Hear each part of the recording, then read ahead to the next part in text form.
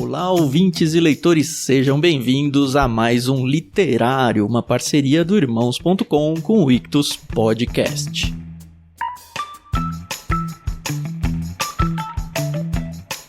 Eu sou o Thiago André Monteiro, @vulgutan, e saí aqui do meio das minhas férias para apresentar para vocês o que foi o nosso literário número 12, publicado lá em agosto de 2019. Sim, juntos nós fizemos uma viagem ao centro da Terra, liderada aí por Júlio Verne, isso mesmo, um livro muito gostoso de ler, muito aventureiro. E o literário é isso, né? A gente sai de um Confissões de Agostinho, vai pro centro da Terra com Júlio Verne, e é esse tipo de literatura que a gente aqui do Clube Ictus gosta. Aliás, esse livro foi mandado no kit de fevereiro de 2019, no plano Peixe Grande. Olha, uma delícia gravar esse episódio. Gravamos o Paulinho, a Adriana, eu e a Carol mais uma vez. E eu espero que você aproveite bem esse episódio e saia dele morrendo de vontade de ler Júlio Verne com a gente. Aproveita então essa sexta-feira, onde a gente está republicando esse episódio lançado há tanto tempo, para que você conheça e esteja preparado para o grande dia 25 de janeiro, quando lançaremos nosso primeiro episódio inédito do literário, numa parceria mais solidificada ainda com o pessoal do Irmãos.com, porque o episódio agora vai passar a pertencer também ao nosso Ictus Podcast. Aproveite então, Júlio Verne, Viagem ao Centro da Terra, e bom fim de semana.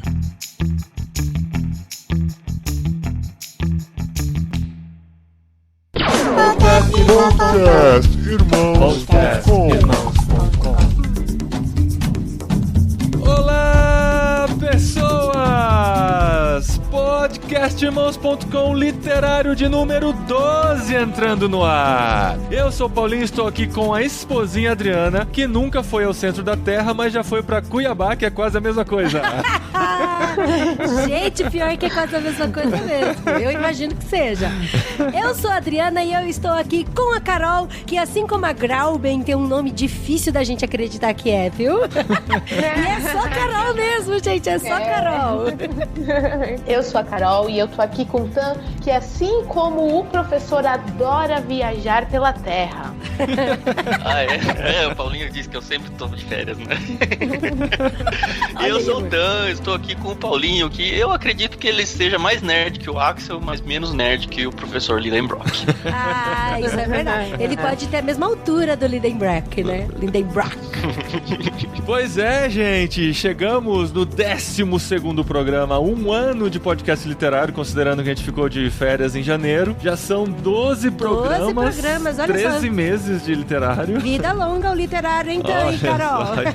E o desafio tem sido muito legal de ler um livro por mês. Às vezes a gente se aperta, às vezes a gente dá uma corridinha no final, não do livro, mas dos dias que a gente tinha de prazo. Mas estamos conseguindo e chegamos aqui nesse clássico do Júlio Verne, Viagem ao Centro da Terra. Cara, é muito legal essa ideia da gente ter um prazo pra ler, porque se a gente não tem, a gente fica barrigando, jogando pra frente. Ah, isso é verdade. Bate na barriga e vai pra frente, bate na barriga e vai pra frente, não acaba nunca. Isso me ajuda muito também. Eu lia muito melhor na escola porque eu ia fazer prova, né, sobre os livros, aí eu conseguia ler. Agora a gente inventou essa prova que tem todo fim do mês aqui, e a gente consegue ler os livros do mês em parceria com o Clube Ictus, que anda junto com a gente no podcast Irmãos.com literário, e a gente tá muito feliz porque Júlio Verne era um autor que eu queria muito conhecer. Ah, isso é verdade. Ele é sempre bem conhecido, me atraiu, né, amor? Nunca tive a oportunidade de ler, nunca nenhuma professora me pediu, e aquela coisa, né? Você sempre fica deixando em segundo e terceira prioridade livros que você não tem, assim, muita expectativa de aprender muita coisa nele, por ser um livro de ficção, de aventura. A gente colocou aqui no podcast literário e a gente tá muito feliz porque a gente conseguiu ler Viagem ao Centro da Terra de Júlio Verne, e a gente vai falar aqui nesse programa literário do podcast Irmãos.com.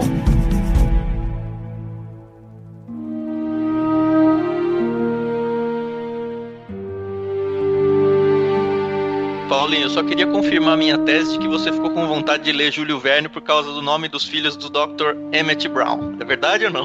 Não, cara, nem lembrava disso. Eu não sou tão nerd assim. Eu acho que o Axel era mais nerd que eu. Mas... Os nomes dos filhos dele é Júlio e Verne. Mas sempre me interessou por serem histórias de ficção, os temas, os títulos dos livros sempre me atraíram, né? De imaginar que é uma aventura, ao desconhecido. E é muito isso mesmo, né? A maioria dos livros dele são nessa pegada e para muitos literários, ele é o pai da ficção científica, né? Então essas viagens, essas loucuras. E tem muito a ver com o desconhecimento desses lugares na época, né? Antes das navegações, as histórias eram muito pensadas no que existia além do horizonte e tal. Então, depois que as viagens de caravela começaram e tal, isso já foi um pouquinho entrando em segundo plano, e aí outros desconhecidos são explorados, como o centro da Terra, que era algo que existiam teorias, mas ninguém nunca tinha enviado nada pra lá, né? Nenhuma sonda, nada parecido. Assim como foram as viagens espaciais, ao fundo do mar também, que foi por muito tempo desconhecido e tal. E o Júlio Verne tem viagens pra todos esses lugares, né? É verdade. Esse livro é tão conhecido que alguns livros eu tô lendo, né, paralelo ao Viagem ao Centro da Terra, e as pessoas olhavam e, tipo, passava batida. A hora que via que eu tava lendo esse, falava, esse livro é legal, né, já ouvi falar dele, meu sobrinho já leu, eu já li quando criança e tal. É muito conhecido, assim. E o próprio Júlio Verne, ele já escreveu muitas coisas já bem conhecidas, né? Igual o Paulinho falou, da Viagem ao Submarino, Viagem a Outro Planeta. 20 mil léguas submarinas, Volta ao Mundo em 80 Volta dias. ao Mundo em 80 São livros dias. até mais conhecidos do que Viagem ao Centro da Terra, né? Isso é verdade. É curioso que todo mundo sempre tinha um comentário, assim, relacionado ao livro. O Júlio Verne é um dos escritores mais traduzidos da história, né? Isso é super legal, né? Principalmente A Viagem ao Centro da Terra é talvez o livro mais conhecido dele. Eu mesma conheci o Júlio Verne por esse livro. E aí depois eu descobri que ele fez aquele da viagem, dando a volta ao mundo em tantos dias, Volta ao Mundo em 80 dias. O primeiro que eu conheci foi Volta ao Mundo em 80 dias. Eu também, foi Volta ao Mundo. Tinha um filme de Sessão da Tarde na minha infância que passava, aí eu fui descobrir que era uma obra do Júlio Verne e tal, então foi o primeiro que eu conheci. Mas você falou das traduções, aqui, segundo a UNESCO, a obra do Júlio Verne já foi traduzida para 148 línguas. Isso é um negócio, assim, inacreditável, né? De tantas pessoas que tiveram acesso aos seus livros, e ele escreveu mais de 100 livros. A gente conseguiu citar 3 deles aqui, ou 4, ele escreveu mais de 100, eu não sei quantos a gente tem em português. Não tenho essa estatística, mas é muita coisa. Escrever mais de 100 livros, o ano tem 365 dias. E em um ano... Se o cara gastar 20 anos da vida dele escrevendo, então, ele tem que isso que eu ia escrever falar. 5 livros, 5 livros por ano. Era isso que eu ia falar. E a gente leva um tempão pra ler um livro dele, né? E só ler, imagina escrever. E sabe o que eu fico imaginando? Já que vocês falaram que eu sou nerd, eu fico imaginando como esses livros eram reproduzidos. Porque você sabe que a gráfica antigamente não era no computador, né? Eles arranjavam letra por letra dentro de uma caixa que montavam as páginas. Eu fico pensando, se a gente leva tanto tempo pra ler um livro, imagina pra escrever letra por letra, escolhendo as letras dentro de uma caixa, colocando em outra, ordenando elas de forma que o livro ficasse pronto, né? Muito louco isso, gente. Imagina errar uma letra. Nossa, verdade. Eu usava corretivo, não é fácil. Corretivo. E esse livro é de 1864, cara. É muito antigo, assim. Em todo momento, assim, quando eu tava lendo o livro, eu falava, cara, mas de onde que ele imaginou isso, como ele foi? No começo do livro, do Viagem ao Centro da Terra, depois que ele descobre tudo, o pergaminho, um monte de coisa que a gente provavelmente vai falar mais pra frente, aí ele começa a aventura dele saindo de casa até chegar ao local onde ele vai fazer a viagem propriamente dita ao centro da Terra. E é muito longe, sabe? Tipo, se for hoje, é só você ir pro aeroporto e pegar um avião, mas ele ele gasta meio livro até chegar na cratera, né? Ele gasta meio livro mesmo. Que a gente imagina, né, que Viagem ao Centro da Terra, no primeiro capítulo ele já sai pra aventura, igual o Hobbit, né? Ele já sai pra aventura e já tá a caminho do centro da Terra. Ele tá a caminho, mas acontece muita coisa antes. Quando o Tan falou pra gente que ele tava no meio do livro e finalmente eles estavam entrando rumo ao centro da Terra, eu falei, caramba, até o meio do livro eles não entraram ainda, e é isso mesmo. Mas a aventura faz parte, né? A aventura já é desde o primeiro capítulo, quando a descoberta começa a acontecer. Lembra que o Júlio Verne, ele era advogado, né? E como um bom advogado, ele gosta de encher uma linguiça. Isso é verdade, ele quer contextualizar bastante. O que eu fiquei impressionado é a quantidade de informações técnicas. Isso. Sim, no contexto aí geológicas. E você fala, cara, um cara que escreveu 100 livros na vida, ele vai assim, né, no automático. Wikipédia, cara, sem Google, Ele só tinha a biblioteca, pra pesquisar as informações dele. E uma coisa que eu gostei bastante também de começar a ler o livro, que já me prendeu logo de cara, inclusive eu levei o livro a gente tava no hotel, eu levei pro café da manhã e eu tava comendo salsicha e derrubei a salsicha na página do livro. livro, porque eu tava assim tão envolvida com o livro, porque o livro foi escrito pelo olhar do Axel, que é o sobrinho dele. Então assim, o Axel, por mais que ele seja inteligente, ele admira muito o tio, ele acompanha tudo, gosta dessa questão de mineralogia e tal, mas ele é tão, assim, ignorante, tão humano quanto a gente, né? Então assim, por mais que às vezes a gente fala, o livro tem muitos termos técnicos, tem muitas palavras difíceis e tal, mas ele foi escrito pelo olhar do Axel, então a gente consegue se ver, né, através disso. Mas o Axel estudava mineralogia também, né? Sim, ele sabia mais que a gente, né? Só que ele explicava as coisas pra gente entender também, ele trazia a gente pra perto, né? Pra fazer mais parte da aventura mesmo, como um leigo que está acompanhando tudo que tá acontecendo, né? Não que ele fosse o leigo, mas ele se aproximava da gente, pegando a gente pela mão e explicando cada detalhe da aventura.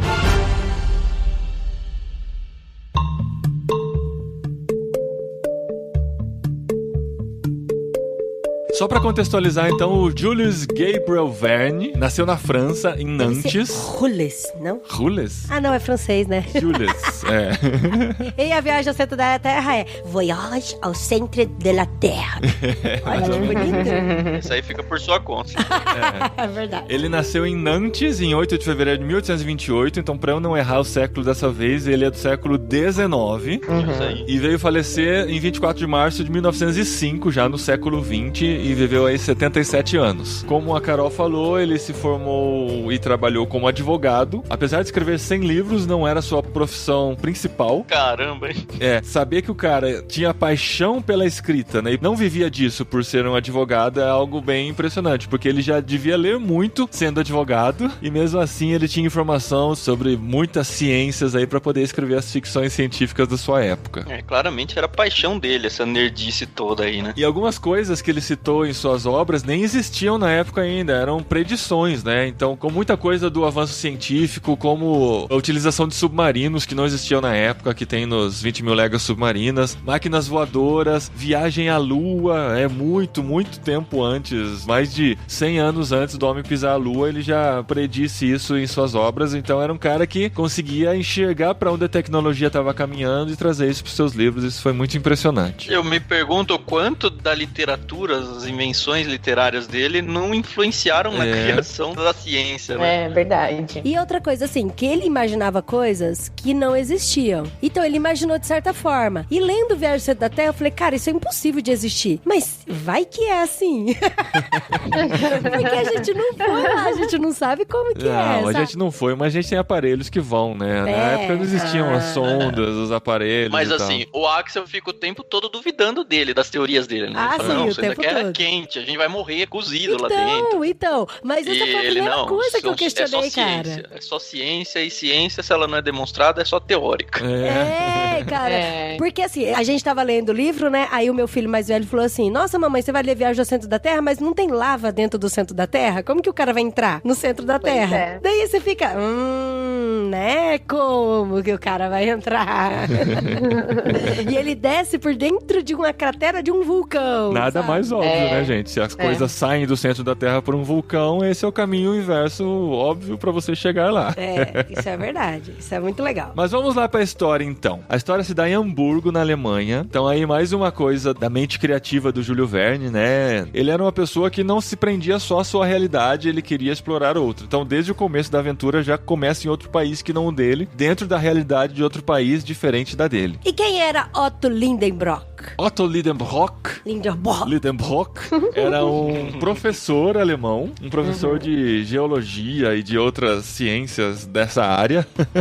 Isso. Super respeitado, super conceituado. Sim, super doido. Sim. Porque fazia parte de todos os clubes científicos do mundo, né? Sim. Até o Axel, descrevendo ele, fala que ele era teimoso e que ele era bravo ele era que ele era rígido, persistente, que ele era muito rígido. E ele não tinha senso de humor, era muito sério e levava muito a sério as coisas que ele estudava. Sim, mas que de certa forma o Axel tinha prazer na companhia dele, porque ele era muito inteligente, né?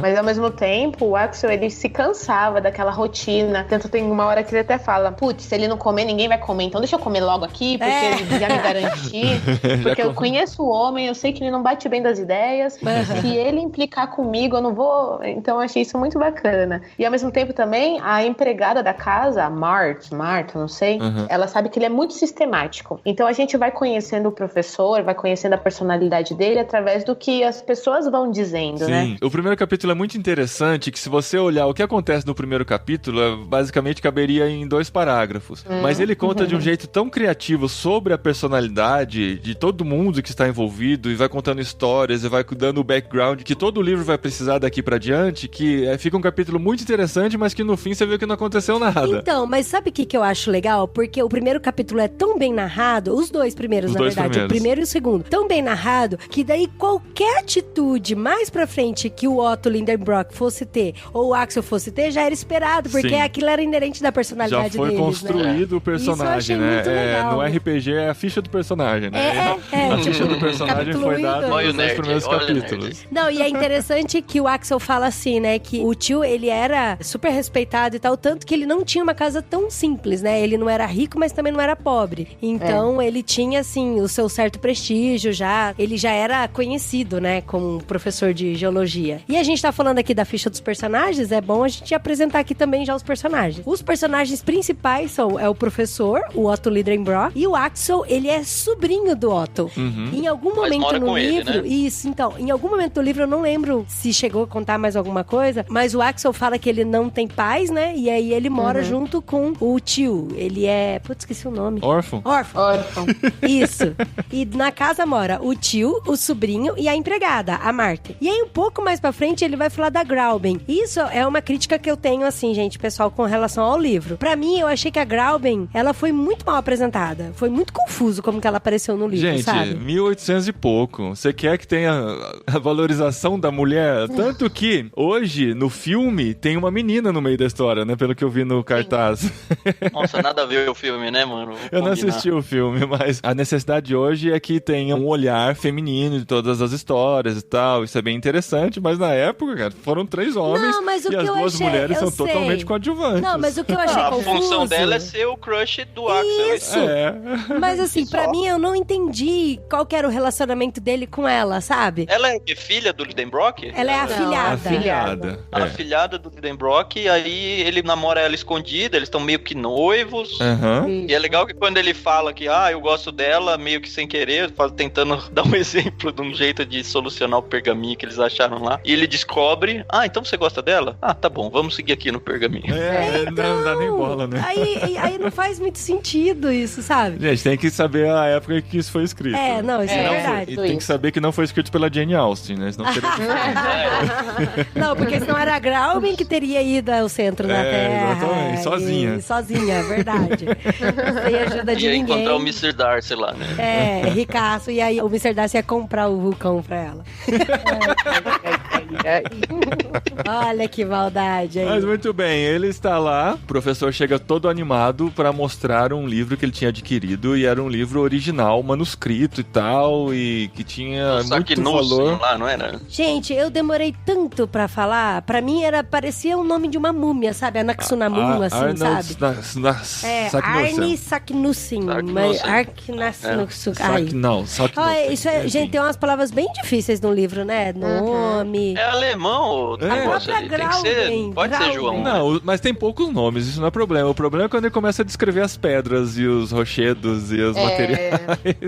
Aí gente, a gente vai passando, né? Tipo, quando tá lendo a Bíblia na parte da divisão das tribos. Passou rapidinho, dos côvados do tabernáculo, né? Eu sei bem como que é. E deste livro histórico, não sei de quantos anos, que estava guardado lá, que era a versão original, não era nem tradução, nem ele nada. Deve ter comprado num sebo, foi pra casa. Tava todo feliz. Aí ele abre o livro e no meio do livro tinha um manuscrito. Um pergaminho roladinho. Todo amarelado, sujo, fedido, com letras rúnicas. O fedido não estava descrito. Mas livro antigo. Mas é interessante como essas coisas surgem assim, do inesperado, né? Dentro de uma rotina comum surge o inesperado que transforma a vida das pessoas, né? E é interessante que hoje a gente vendo alguns filmes que lembra isso, sabe? Tipo, a Lenda do Tesouro Perdido e todos os Indiana Jones, você vê que parece que bebeu um pouco da fonte do Júlio Verne, né? A gente leu o capítulo 1 e o 2 junto com as crianças e o Dé ficava, nossa, mamãe, igual o Indiana Jones, igual o Indiana Jones. Jumanji também tem isso, né? Você encontra o jogo lá e tal, e aquilo vai te levar pra aventura. Todos esses filmes aí, né? Mais antigos. Então o tio, né, o Otto Lindenbrock, fica maluco pra tentar desvendar o que é aquele escrito rúnico, né? Rúnico, e são as mesmas runas do Senhor dos Anéis, isso é muito louco. Isso é louco, gente. E como que a mitologia nórdica. Não, eu sei, mas como que o professor Otto bateu o olho naquilo e falou, isso é mitologia nórdica? Porque ele já tinha lido o Senhor dos Anéis, vamos traduzir, sabe? Quem leu quem aí, né? Não, é louco, o Júlio Verne é muito anterior ao Tolkien. E aí é interessante que aí ele fica batendo na cabeça, né? Ele vai tentar desvendar o mistério e tal, e tentar... E ele sai, e levanta, e vai, e pega outro livro, e vai embora e tal. E o Axel fica assim, só rodeando, né? Aí tem uma hora que ele sai da casa. Ele sai da casa pra tentar ir na biblioteca, pegar outro livro pra tentar desvendar o mistério do pergaminho. E aí, nessa hora, o Axel, acho que tava de ponta cabeça, sei lá o quê. Eu nem entendi direito essa parte. E ele conseguiu desvendar a frase, né? Ele mata, cara. Ele mata o código, né? Pra desvendar a frase. Cara, a hora que ele não mata... explica pro leitor, demora um tempão pra explicar, e ele só fala, cara, eu não posso contar isso pro professor, eu não posso contar. Senão ele vai querer ir atrás desse negócio. Ele vai querer ir, e eu tô ferrado, e eu vou ter que ir junto, e eu não quero ir. E aí é engraçado que a gente não sabe o que é, e nem o Lindenbrock sabe o que é. E aí o Lindenbrock fica um tempão, o dia inteiro. Passa a madrugada toda. A madrugada tentando ver. E ele fala pro Axel assim, Axel, enquanto eu não desvendar isso aqui, a gente não vai comer. Exatamente. E o Axel, cara, sacana, ele já sabia o que era. E eles ficam o dia inteiro. Aí eu fico só na agonia. E ele fica, imagina ele sentado na poltrona, balançando as perninhas. E o tio lá, desesperado, tentando descobrir o que era. E aí ele fala, tá bom, vai, vou falar, eu sei o que é. Bom, aí eles descobrem que tem um pergaminho, que o tal do Saknussen lá tinha viajado ao centro da Terra, e no pergaminho tinha explicado onde era a entrada pro centro da Terra, que era um lugar mó longe, e aí tinha várias crateras, e era a cratera aonde a sombra batia a sombra de julho, eu não lembro. Final de junho. Tinha a época certa do ano que a sombra de não sei o que ia indicar qual que era a entrada certa. Cara, e isso tem muito igualzinho Indiana Jones e a busca da Arca Perdida lá. Muito. É tudo ser nova, né? E então. Cara, isso aí tem a ver com a entrada dos anões na montanha do Hobbit. Ah, isso também. É verdade também. Sim. Pois, a descrição do professor Lidenbrock, pra mim, é igualzinha à descrição do professor lá em Nárnia, do Sobrinho do Mago. Caramba! Tá tudo... Todas as influências do homem. Nossa, mas eu pensei a mesma coisa, Thiago. Nossa, eu li, eu falei, cara, é o mesmo cara. É o os cabelinhos bagunçados. Olha que louco. A gente vai lendo e vai falando, não, olha só, o cara não foi tão genial assim. O Júlio Verne juntou todas essas histórias numa só, né? Sacanagem. Ele veio antes. Aí, assim, eles descobrem que esse vulcão fica lá na Islândia. Na Islândia, por que não, né? Por que não, num continente congelado. E o mais legal de tudo é que eu fiz uma coisa de nerd. Eu fui lendo, comparando no Google Fotos as imagens do local. Eu também procurei isso, amor. Porque esse vulcão realmente existe na Islândia. Cara, vocês sabiam disso? É muito legal. Cara, mas com a quantidade de informação que o Verne coloca no livro, eu duvidaria que não existia mesmo, né? É muito detalhe pra ser tudo invenção. Ah, não. O resto é tudo invenção, né, gente? Depois que ele entra, não existe.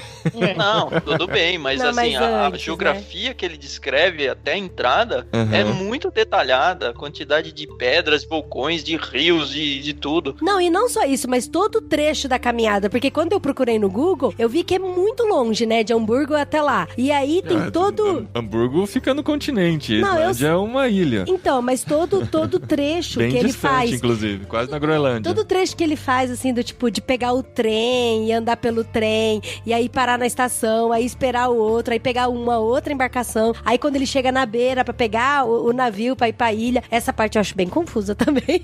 Tem uma hora que a gente dá uma abstraída, né? Você não fica tentando entender todos os detalhes que tá acontecendo. Você fala, não, daqui a pouco ele vai chegar, daqui a pouco ele vai chegar. Gente, é porque teve uma parte lá quando ele entra, eu não entendi nem direito que embarcação que era aquela, que ele ficou todo enjoado. engraçado e tal. Porque daí tinha uma pressão muito grande, aí ele falava, não, vamos tentar de novo, porque ele tá passando mal e agora vamos tentar de novo. Daí eu fiquei, essa é a linguicinha. Eu não entendi nada essa parte. São aqueles episódios da série que coloca só pra dar 20 episódios, sabe? Ó, duas coisas desse começo que eu gostei bastante, queria falar. Uma é quando ele vai tentar falar com a Grauben, que eles descobriram, tentando fazer ela convencer o tio a ele não ir. E ela fala, não, você tem que ir.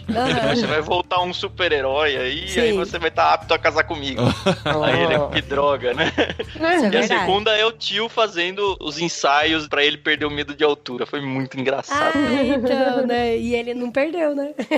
Não, ele melhorou bem, né? Que ele sobe numa capela lá, e várias vezes no dia, passa um... Isso é muito louco aquela parte. É o tempo da preparação do super-herói também, né? Ele precisa, assim, descobrir seus poderes, lutar contra seus medos, né? Pra poder encarar a jornada. Mas é interessante que quando eles estavam na embarcação, já no mar, pra poder chegar lá na Islândia, o Axel fala que o tio passou mal o tempo todo. Mas mesmo assim, ele estava ansioso e ele estava mirando no alvo final, que era chegar lá na entrada da cratera. E aí, quando eles desembarcam na Islândia, você acha, tipo, que eles logo já vão chegar na cratera. Aí não, ainda anda mais um monte. Aí vai numa casa de um, vai na casa do outro. Cara, tem uma casa que eles entram que tem 19 crianças na casa, cara. Aí eles E é um quarto só, né? Meu, é um quarto só, tem 19 crianças. Aí eles, na hora da janta, e a hora que nós formos jantar, feliz é aquele que só tem 2 crianças no colo. Eu fiquei como assim, gente? É muito engraçado. Não, o texto tem vários alívios cômicos muito bons, cara. O livro todo. A hora que ele chega na Islândia, a gente vai conhecer o próximo personagem principal do livro, que daí ele se junta à galera e vai até o final, que é o Hans Bjelke. Nossa, não dá nem pra falar sobre o nome dele direito, mas é o Hans. E, cara, aí, de novo, a ficha técnica do personagem aí do RPG. Como que era o Hans? Tan? O Hans, ele era um caçador, entre aspas. Aí ele descobre que ele caçava umas penas pra fazer, acho que, travesseiros, pra fazer edredons. Só que a caça não era uma caça. Ele esperava o pássaro montar um ninho, aí ele pegava o ninho, aí o pássaro montava outro, ele ia lá, pegava outro. Era um caçador... E o pássaro construía com as próprias penas, né? Então, quando ele chegava no fim das penas, que eram umas penas mó ruins, aí ele não tirava mais porque a pena era ruim pro edredom. Então, esse era o grande caçador. Era um caçador que não se movia. Ele economizava todas as energias, então, pra qualquer coisa, ele fazia em velocidade mega lenta, assim. Alguém ia apertar a mão dele, era aquele cara que dava mão muito mole. Lento.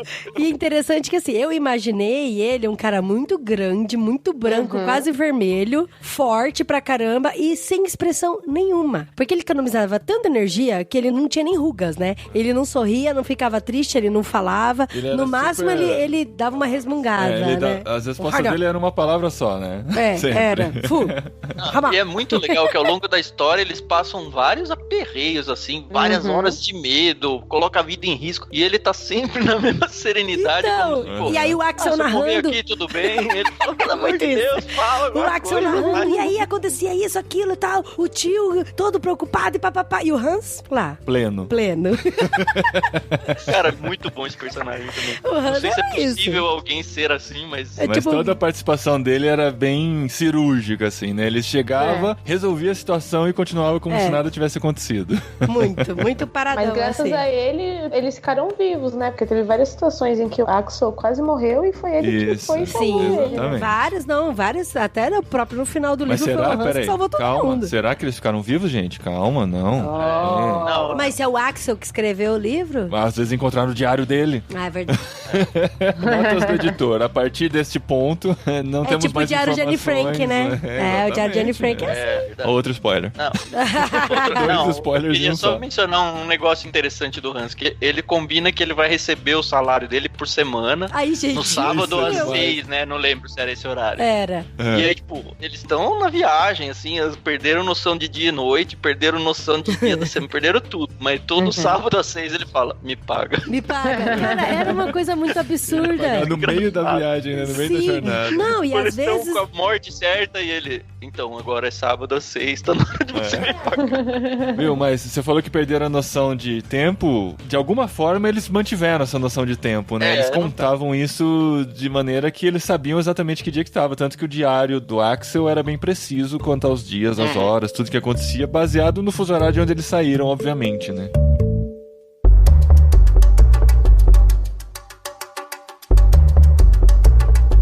Mas, ó, a gente não vai contar muito da aventura dentro do vulcão, que é onde acontece, que é a última metade do livro. Que, inclusive, eu fui orientada pelo Tan a não assistir o filme tosco que tem por aí, porque por mais que o filme não tenha nada a ver com o livro, mas dá um baita do spoiler do livro, né, Tan? Das coisas que são encontradas nesse caminho, nessa jornada, né? Sim, então se você chegou até aqui ouvindo nosso podcast e tá com vontade de ler o livro, não veja o filme.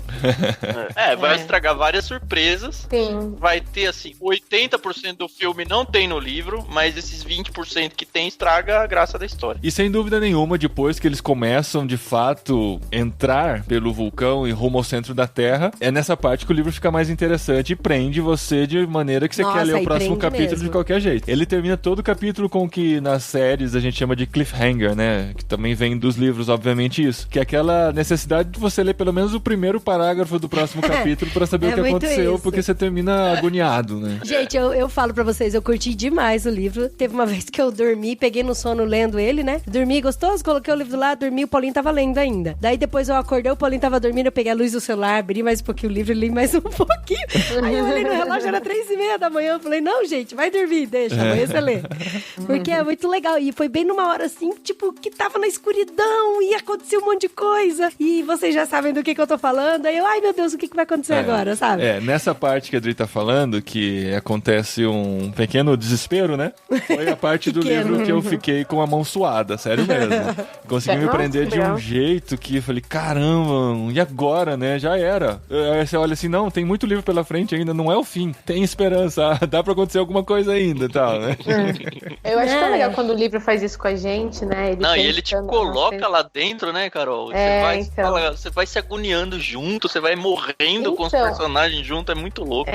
Agora deixa eu fazer uma pergunta, vê se só eu pensei isso, e se for, eu acho que eu viajei legal na maionese, mas quando eles começam a descrever o centro da Terra, eu lembrei, assim, um pouquinho do Além do Planeta Silencioso. Sim. Como eles descreviam a situação, entendeu? Um novo mundo, sim, com coisas que eles nunca viram. Eu não me lembrei, mas tem a ver, sim. Eu tive essa referência na hora, porque eu tive a mesma dificuldade de imaginar as coisas que não existem, né? A mesma dificuldade que eu tive ao ler o livro do C.S. Lewis, né? Porque são pelo menos coisas que eu nunca vi, né? Então o C.S. Lewis descrevia aquele novo universo de uma maneira que eu não conseguia imaginar direito, porque eu nunca tinha visto aquele tipo de coisa. E a mesma coisa acontece nas descrições do ambiente no caminho do centro da Terra.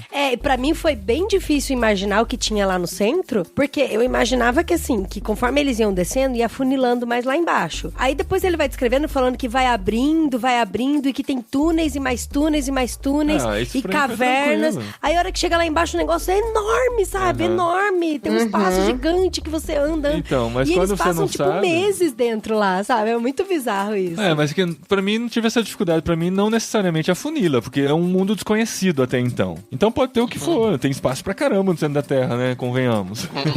Então, mas na minha cabeça era tudo lava. O cenário que ele apresenta lá dentro é impressionante. Assim. É um negócio de uma mente criativa muito privilegiada. Muito legal, assim. É muito legal. Mas eu queria fazer um quadro com vocês aqui no programa do Literário.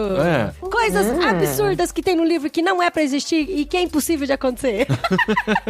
Porque, gente, eu tava lendo. Tava lendo, aí tinha hora que eu parava e falava, cara, isso é impossível, isso não rola. Eu sei que é ficção, o cara tá imaginando e tal, mas assim, tudo ele descreveu, é tudo perfeitamente assim, possível de acontecer até a entrada deles. Sim, porque tudo antes disso são universos conhecidos por todos, certo? Então, mas aí tem uma hora que eles estão dentro da caverna, descendo, e é interessante que eles estão descendo, eles estão levando comida, estão levando equipamento, estão levando instrumentos. Aí o Axel fala assim, aí agora chegou a nossa hora do jantar e do descanso. Aí eu fico imaginando que eles estão fazendo rapel, sabe? Como que eles vão dormir e comer e jantar e montar uma cabana? Não estão fazendo rapel. Não é rapel. Então, não, aí depois que ele fala. Aí eles estão andando. Eles estão indo mais pro lado do que pra baixo. Tanto que eles ficam bravos, porque eles fazem as contas lá dos catetos da hipotenusa e fala, cara, a gente vai ter que andar muito nessa inclinação e tipo, vai ter que andar 100 anos se ficar nessa inclinação pra chegar no centro da Terra. E, tipo, depois de um monte de coisa que aconteceu, eles falam, agora a gente só tem comida e água pra mais 4 meses. 6 meses. Cara, estão em quantos carregando as coisas? Eu fiquei imaginando que teria que ter vários animais pra levar todo esse alimento. Um caminhão pipa aqui com eles, né? Não, e a comida deles, ele fala, aí nós comemos carne, biscoito e tomamos um chá. E tipo, era depois de 3 meses que ele tava lá dentro. Como que ainda sobrou um chá, carne, biscoito? Quem já fez um dia de caminhada no meio do mato sabe quanto pesa carregar comida, né? Então, cara, é muito bizarro. Então, esse vai pro nosso quadro. E uma outra coisa que ele fala assim, e conforme a gente vai descendo, a temperatura vai subindo bem pouquinho, bem levinho. Cara, isso é muito bizarro, porque todo o granito vai segurar a temperatura do centro da lava. É isso que eles questionam até o final do livro. O Axel fica surpreso e o Lidenbrock fica falando, não, você que tá acreditando na teoria errada. Muito bizarro. Você que fica acreditando na ciência aí. Então, isso pra mim foi eu tava meio que nem o Axel, sabe? Eu falar, gente, não tem o menor sentido isso. Não, mas tem que ter o que a gente chama de suspensão de realidade, né, gente? Senão uma aventura como essa, eles iam chegar e iam descer 20 metros e iam perceber, não, tá muito quente, vamos voltar. Então, por isso que eu falei. Por isso que eu falei, entrou no quadro de coisas impossíveis, mas faz parte da ficção. Não sei se é impossível. É interessante porque, assim, eles não ignoram esse assunto. Eles colocam em xeque essa verdade. Exato. Isso é legal também. Inclusive, o livro todo, ele fala como se fosse tudo verdade. Porque no final, o Axel fala, e essa história foi traduzida para mais de 100 línguas que não sei o que tem. Para todas as línguas, né? E foi mesmo, para né? todas... Como o Paulinho colocou na introdução. Foi mais de 148 línguas, de acordo com o Unesco. Então, eu falei, será que tem tudo isso aí no centro da Terra, gente? Vou montar um hotelzinho lá e ficar rico. Saindo nessa onda da Dri, então quando o Hans ele coloca a pólvora lá que ele explode, teve um terremoto na Terra? Não olha dá pra só, saber, né? Provavelmente. Então. Verdade. Aí, as placas tectônicas se moveram por conta das pólvoras. Claro, mas não dá pra saber a intensidade desse terremoto, nem nada, mas pode ter acontecido sim, porque foi um estrondo gigantesco que aconteceu, né? Também não dá pra saber em que profundidades eles estavam, o quanto isso tem de reflexo na superfície e tudo mais, e a gente aqui pagando de geologista agora. Não, eles estavam bem fundo aquela hora da pólvora. Muito, muito fundo. Capaz de não ter sobrado nada pra superfície. Mas, gente, eu curti demais ler. Foi uma experiência muito legal, uma aventura gostosa que prende. Realmente, assim, a gente achava que seria legal de ler com as crianças. Eu li os 2 primeiros capítulos com o meu mais velho e a gente percebeu que, assim, ia ser um pouco difícil de prender a atenção deles, porque tem muitos detalhes técnicos. Às vezes meu também não ficou preso, não. Não rolou. Acho que tem que ser um pouco maior, acho que a partir de uns 12, 14. Eu acho que até mais de 14, viu? Depende, depende do 14 que você tem de referência. O que eu senti muito do Lucas é que ele se desinteressou pelo livro porque tinha muita palavra que ele não sabia o significado. Exato. E aí ele ficava meio perdido na história. Então, eu ficava tentando traduzir algumas palavras, mas eu falei, não, vai ser muito cansativo. Ele vai querer me acompanhar porque ele é persistente e ele gosta, mas não vai ser prazeroso pra ele, entendeu? Daí eu dispensei ele e falei, não, filho, depois a gente... Se a gente não tivesse dispensado, ele teria pedido pra ler todos os dias. Não, ele pediu no dia seguinte. Eu falei, não, filho, acho que não vai dar tempo da gente ler junto, porque se fosse explicar cada palavra difícil e tal. E eu li depois mais uns 4 capítulos com ele em Campo Grande, lembra? E aí eles ficavam, mamãe, mas ele ainda não entrou. Sabe? E uma outra coisa que eu achei difícil, e é isso pra mim que foi difícil, que eu até ignorei, gente, na boa, desculpa aí, tá, galera? Mas ele ficava falando, isso aqui equivale a tantos pés, a tantas toezas, Cara, eu não conseguia, eu não consegui medir também as coisas. Então, aí isso me atrapalha, eu gosto de ter essa noção espacial. Eu também gosto, mas aí você não decora, por que sabe? Eles a tradução não coloca lá no começo assim, fala, essa tradução nós convertemos tudo para o sistema métrico para ficar mais fácil de imaginar. No original são toezas e polegadas e não sei o que tem, E pés, né? Tantos pés, tantas toezas. Aí eu ia aceitar de boa, sabe? Mesmo que fosse quebrado, 2 metros e 27 centímetros, mas pelo menos eu teria uma noção do que era, né? E não... Isso me atrapalhou um pouquinho mesmo, tem razão. É muito bom, gente. Valeu a experiência de, em julho, lermos Júlio Verne. Foi muito bom. Valeu. Eu curti pra caramba. O Carol curtiu pra caramba, hein? Vou dizer, gente, foi complicado pra mim, assim. Carol, responda rápido. Júlio Verne ou a... Jane Austen. Jane Austen. Ai, gente, Jane Austen. Livro de menina ou livro de menino?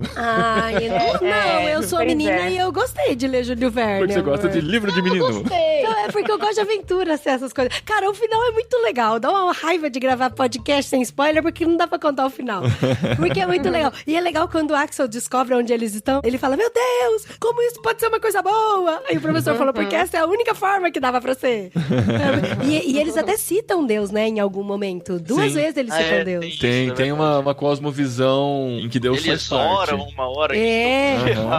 Na hora do desespero, o Axel ora desesperadamente. Aí quando a coisa melhora, ele meio que reconhece que foi Deus que salvou ele. Deus é citado algumas vezes, eu reparei isso também. Muito interessante. Mas é isso, gente. Passamos por Júlio Verne, matamos a curiosidade. Ninguém tinha lido ainda, né, Júlio Verne? Eu tinha lido quando era adolescente, vi o filme, aí lendo de novo eu percebi que várias coisas que eu achava no livro tava no filme, na verdade.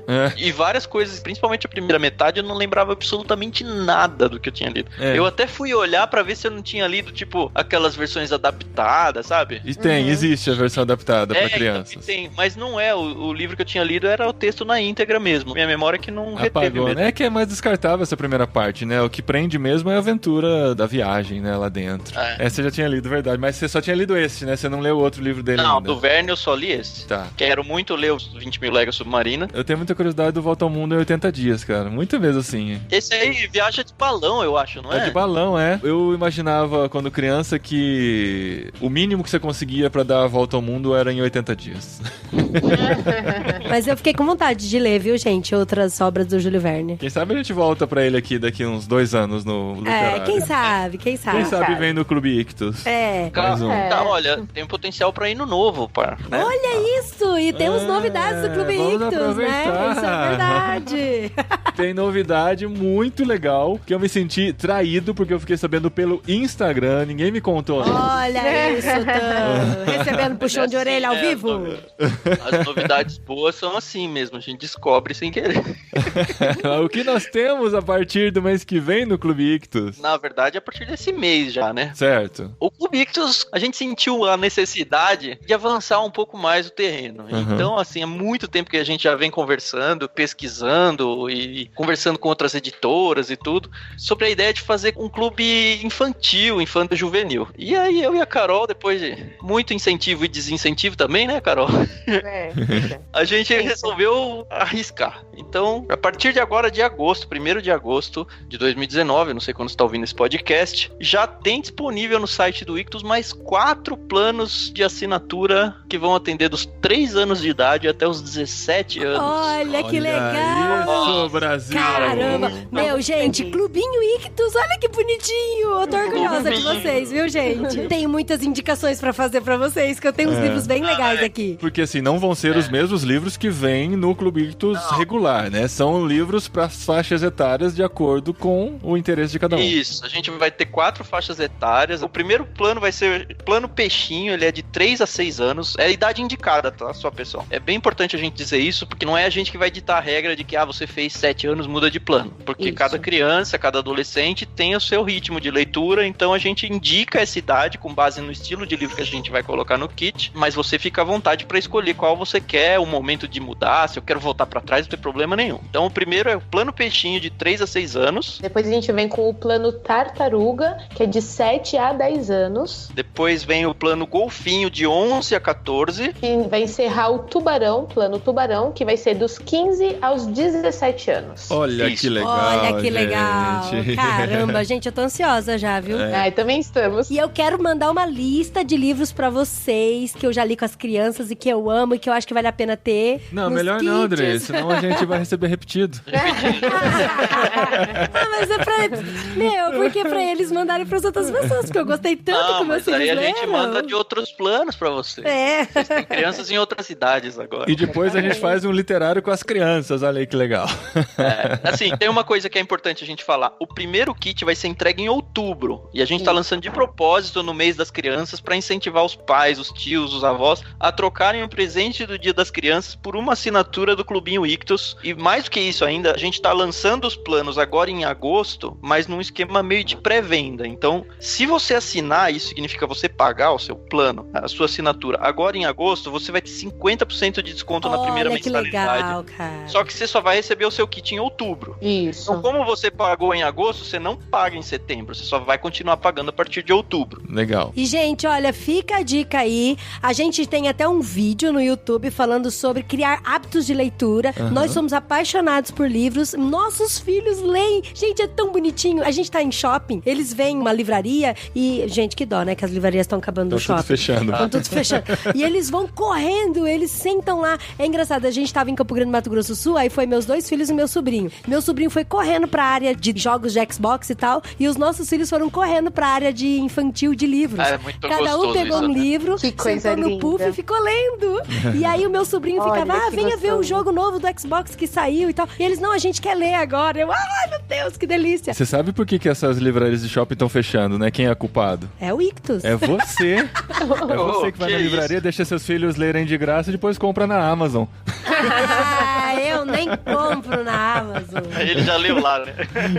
Já leu lá. Não, mas assim, a nossa ideia principal é justamente essa, é criar laços familiares. Pra quem ainda é pré-leitor, 3 a 6, ou tá começando a ler, a gente entende a importância de um pai, uma mãe, um avô, uma avó sentarem com as crianças e ler, e virar as páginas, e deixar eles pegarem o livro, e criar esse gosto pela imaginação, sabe? Hoje em dia tá cada vez mais distante essa realidade, as crianças com tablets, com celular desde muito cedo. Essa é a nossa ideia. Muito bom, gente, muito bom. A gente precisa anunciar qual o livro do próximo mês, que a gente vai ler agora em agosto. Qual? E assim, a gente tava decidindo qual era o livro quando chegou o Clube Ictus deste mês. Ah, meu, vocês matam a gente do coração, sério. E chegou mais um dos livros que estão entre os 100 livros que todo cristão deve ler. Sim, Tá vendo? A gente tá matando o projeto de vocês. Isso é verdade. Estamos soltando todos aí, que é mais um clássico lá do século XVI, da época da Reforma, John Foxe e o Livro dos Mártires. Cara, o Livro dos Mártires. Olha,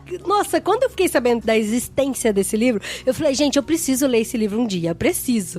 Pra saber como que foi a história por trás desses caras que aconteceu, que eles viraram mártir, o que eles fizeram, porque assim, tipo, eles foram odiados na época e o que aconteceu que eles eram odiados. E, enfim, eu tô ansiosa pra ler. A gente vai ver a biografia de várias pessoas num livro só, a gente curte muito biografia, então vai ser muito legal ler agora no mês de agosto o Livro dos Mártires, que veio no Clube Ictus agora de julho. E se você não recebe o Clube Ictus, não tem Viagem ao Centro da Terra e nem o Livro dos Mártires e quer ajudar a gente, você pode clicar no link que tem aqui no post e comprar direto na Amazon, que a gente ganha uma comissãozinha aí, tá bom? Então se você se interessou em todos os posts, na verdade, tem de todos os programas, desde o primeiro lá, você clica, vai direto pra Amazon e dá a comissãozinha pra gente de irmãos.com também, e você participa com a gente do nosso ministério. Beleza, gente? Tá certo? Vamos encarar os mártires? Beleza. Bora, vamos chorar um pouco em cima dos livros agora. Quero ver a gente concentrar num programa só tantas histórias. Cara, esse vai isso ser é o desafio.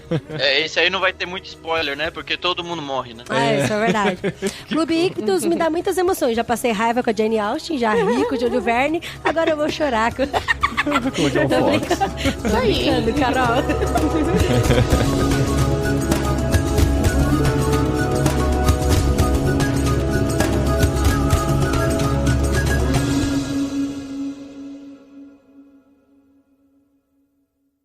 E o Axel, ele é um órfão que mora junto com os tios. Oi. Eu tava pensando aqui, quando você não tem os pais, a gente chama órfão, mas como é que chama quando a gente não tem avós? Vórfãos. Nossa. Não?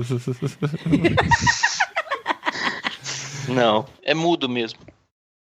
Ai, nossa, tanto céu. Gente, Tá que bom. piada de tio. O Paulinho não entendeu ainda. ela, você Agora ele entendeu. Nossa. chama quando você não tem avós, Carol. Mudo. Ah, Mudo. nossa, não. Ah, mano do céu. Segue. Segue. Vamos ver o que vai com esse negócio aí.